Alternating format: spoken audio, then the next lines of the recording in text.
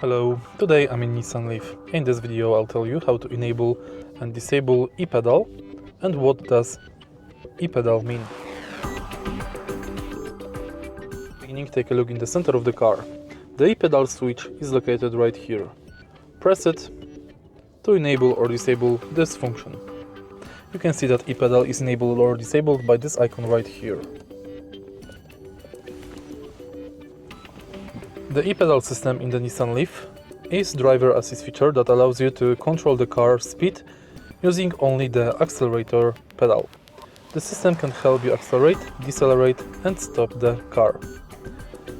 And it works like this. When the pedal is on, the regenerative braking system is enhanced. When you take your foot off the accelerator, the accelerator pedal, the car slows down and stops smoothly. The car will automatically hold its position after stopping. The brake lights come on when the car decelerates or stops. There are benefits to this process.